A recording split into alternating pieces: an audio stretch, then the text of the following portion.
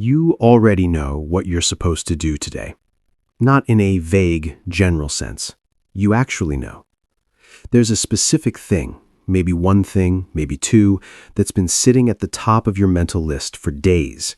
The thing that would actually move something forward in your life. The thing that, if you did it consistently, would probably change your financial situation, your career, your health, or all three. You know what it is, and you're not doing it. Instead, you do other things. You respond to emails that aren't urgent. You reorganize your workspace. You check the same 3 apps you checked 20 minutes ago. You make a second cup of coffee.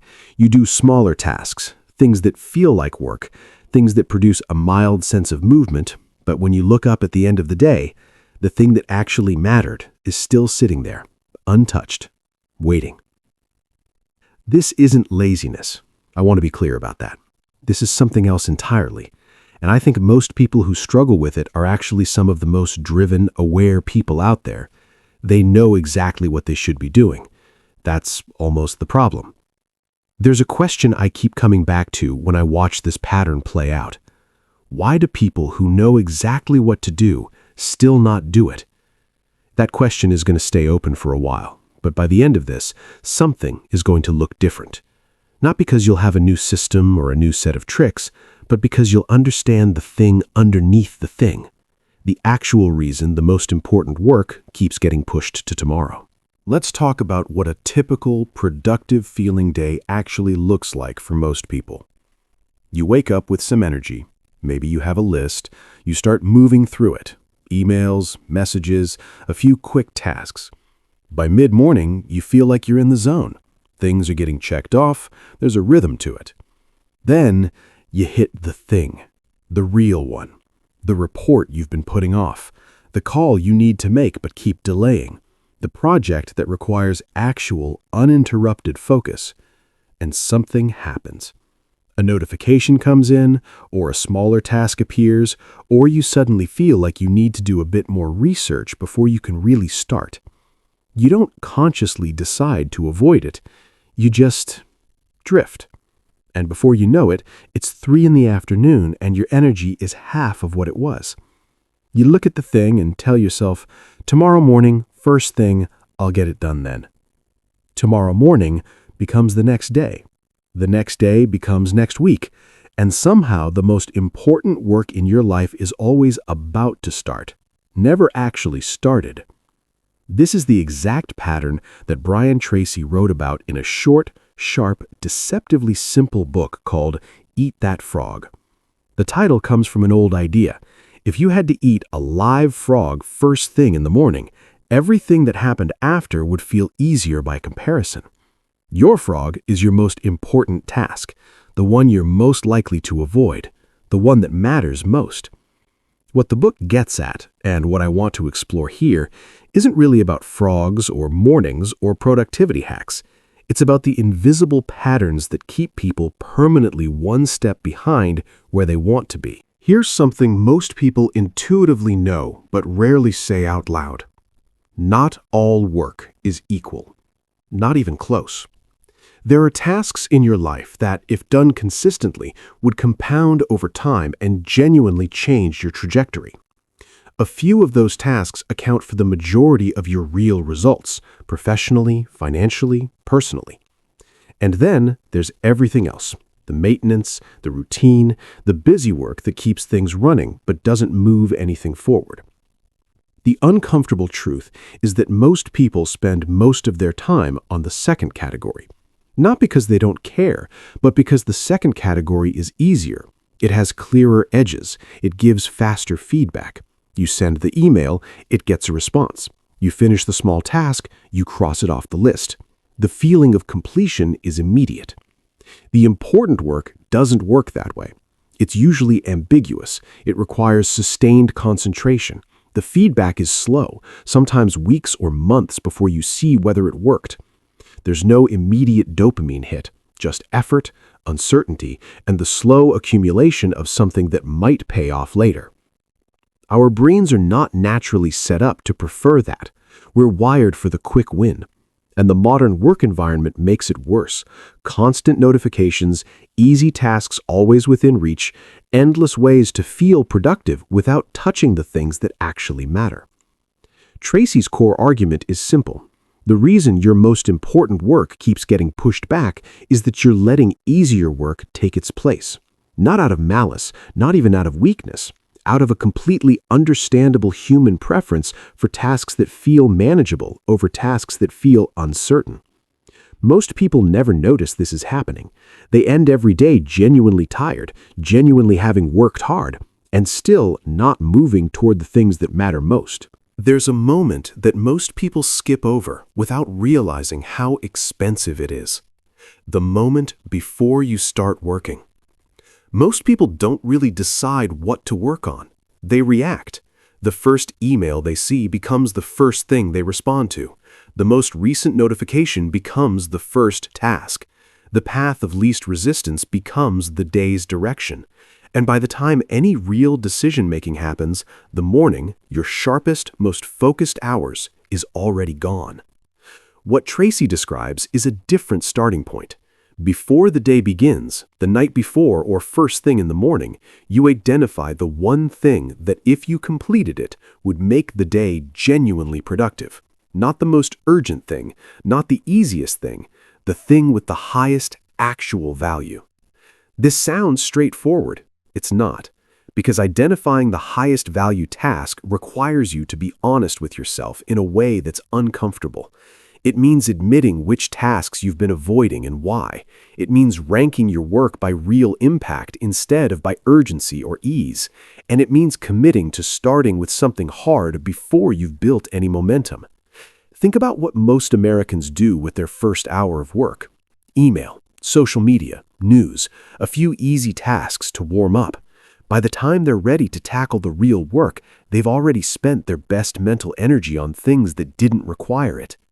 This is where things start to change, not with more discipline, not with a better app, with a single honest question asked before the day begins. What is the one thing I most want to avoid doing today? Because that thing is almost always the thing that matters most. Most people who struggle with procrastination have been told the same thing. You just need more discipline, more willpower, more commitment. Get up earlier. Try harder, push through it. And they try. They set earlier alarms. They write stricter schedules. They download productivity apps. They feel motivated for a few days, maybe a week. And then the pattern reasserts itself, and they're back where they started, now with an added layer of guilt for having failed again. Here's what's actually happening. Willpower is a limited resource. It depletes throughout the day, just like physical energy. Every decision you make, every small act of self-regulation draws from the same pool. By the time most people get to their most important work, after a morning of emails, decisions, and distractions, there's not much willpower left. This is why forcing yourself to be disciplined rarely works long-term. You're trying to push through resistance with a resource that's already running low. What actually works, and this is what Tracy is pointing at, though he doesn't use exactly these words, is removing the decision from the equation entirely. When your most important task is automatically the first thing you do, before email, before checking your phone, before anything else demands your attention, you bypass the depletion problem. You're working from a full tank.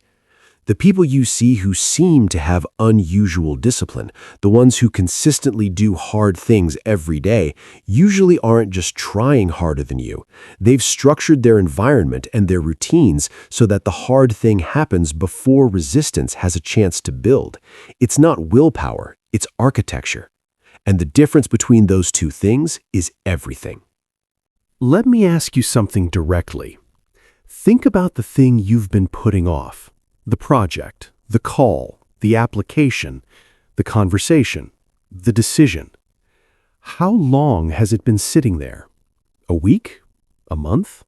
Longer? Now think about the actual experience of having it sit there. Every day it goes undone, it takes up mental space. It shows up in the background when you're trying to focus on other things. It creates a low-level anxiety that's always present, even when you're not consciously thinking about it. It slightly colors every day, making things that should feel easy feel heavier. This is something that doesn't get talked about enough. Procrastination isn't just the act of not doing something. It's an ongoing cost. You pay it every single day the task sits undone. Not just the cost of the task being delayed, but the mental and emotional tax of carrying it. I've seen this happen with people in all kinds of situations. The freelancer who hasn't sent an invoice for weeks. The professional who's been meaning to update their resume for months. The person who knows a relationship conversation needs to happen, but keeps finding reasons to wait. Each of them is paying the tax every day, and each of them thinks the avoidance is saving them from discomfort. It's not. The avoidance is the discomfort. It just spreads it out over time instead of concentrating it in one difficult hour. And here's what most people don't account for. The task almost never gets easier by waiting. Usually, the longer it sits, the harder it feels. The mental weight accumulates. The expectations you've built up around it grow. What might have taken 40 minutes 3 weeks ago now feels like a half-day project, even if the actual work hasn't changed at all. There's a specific kind of failure mode that shows up for people who want to be more productive. They work on a lot of things. They have multiple projects going at once, multiple priorities, multiple goals they're tracking. They make a little progress on each one, then switch to another, then come back to the first. At any given moment, they're technically working on everything, but nothing actually gets done. This feels efficient. It doesn't feel like avoidance. It feels like balance, like you're keeping all the plates spinning. But what it actually produces is a lot of starts and very few finishes. And in most meaningful work, unfinished things count for nothing. Tracy is direct about this. Single tasking, working on one thing completely before moving to the next, is consistently more effective than any form of multitasking. Not because the research says so, though it does, but because focus compounds within a task. The longer you stay with something without interruption, the deeper your thinking gets, the better your decisions become, and the more energy efficient the work feels. Most people never experience this. They interrupt themselves every few minutes, a phone check, a quick email reply, a small distraction. Each interruption resets the focus clock. What should take an hour of real work takes 3 hours of fragmented work, and the quality is usually worse. The shift here is less about time management and more about respect for your own attention, treating your focus like the valuable, finite thing it actually is, instead of letting it get scattered across everything that wants a piece of it. Most people don't notice this part. They track their hours, they track their tasks. They don't track how many times they interrupted themselves or how long it actually took to get back into real focus after each interruption. If they did, the number would probably change the way they work. So let's pull all of this together. You know what you need to do. You have the knowledge. You probably have the skills. You're not short on intelligence or intention. And yet, day after day, the most important work gets pushed back. Small tasks fill the space. The evening comes. You're tired. Tomorrow becomes the answer again. What's actually happening is a collision between how human psychology works and how modern life is structured. We are wired for the immediate, for the response that comes quickly, the task that ends clearly, the feeling of completion that arrives today instead of 6 months from now. And we live in an environment that has been specifically designed to exploit that wiring. Notifications engineered to interrupt, platforms optimized to pull your attention, endless small tasks always within reach to create the feeling of productivity without the substance of it. The result is a population of people who are, in many ways, very busy and not really moving forward. Not because they don't care, not because they lack discipline, but because the deck is stacked against doing the things that actually matter. And the painful part, The part that I think sits quietly under a lot of frustration and self-criticism is that most people sense this is happening. They feel it at the end of the day. That specific tiredness that comes not from doing too much, but from doing the wrong things. The feeling of having worked hard without having moved. That feeling is information. It's telling you something specific about the gap between how you're spending your time and what you actually value. So here's the answer to the question I left open at the beginning. Why do people who know exactly what to do still not do it? Because knowing and doing are two completely different things, and the gap between them is not filled by more knowledge, more motivation, or more planning. It's filled by one small, concrete, repeated act. Starting the hardest thing first, before anything else gets a chance to compete for your attention. That's the whole book, honestly. It's not complicated, but simple and easy are not the same thing. Here's what that looks like in practice. Tonight, not tomorrow, tonight, write down the one thing that, if you did it tomorrow, would make the day genuinely count. Not the most urgent thing on your list, the most important one, the one you've been orbiting around without landing on. Tomorrow morning, before you open your email, before you check your phone, before you make a second cup of coffee, start that one thing. Not after the small tasks, before them. You get 30 minutes of real, uninterrupted focus on it before anything else. That's it. That's the starting point. I know that sounds too simple, but here's what actually happens when you do this consistently. The task that felt enormous starts to feel manageable because you're approaching it with full attention instead of depleted energy. The days start to feel different, not just busier, but directional, like you're actually going somewhere instead of spinning in place. And then something else happens. The guilt starts to lift, because one of the heaviest parts of chronic procrastination isn't the task itself, it's the knowledge that you've been avoiding it. That quiet background shame that colors every day the thing sits undone. When you start doing the thing, that weight disappears, not gradually, often immediately. This isn't about becoming a productivity machine. It's not about optimizing every hour or achieving maximum efficiency. It's about one honest adjustment to how you start your day, one that gradually realigns your actions with what you actually care about. Most people spend years waiting to feel ready, waiting for the right conditions, the right energy, the right moment, and the frog just sits there, getting heavier. The truth is, you'll never feel ready for the hard things. Nobody does. The people who do them anyway have simply stopped waiting for that feeling. Go back to where we started. You know what your frog is. You've probably known for a while. It's the thing that crosses your mind when you ask yourself honestly, what am I avoiding? You've been circling it, doing everything around it, coming close and then drifting away. And every day it sits there. It's not just undone work. It's a quiet signal about the distance between where you are and where you want to be.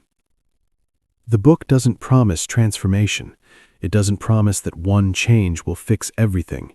What it says is quieter than that, and, I think, more true. If you eat the frog first, if you do the hardest, most important thing before anything else gets in the way, the rest of the day changes. Not because the other tasks disappear, but because you walk through them knowing the thing that actually mattered got done. And that feeling, that specific, quiet confidence of having done the real work is something that compounds. One day, then two, then a month, then a year of days where the thing that mattered actually got done. That's a different life. And it starts tonight with writing down one thing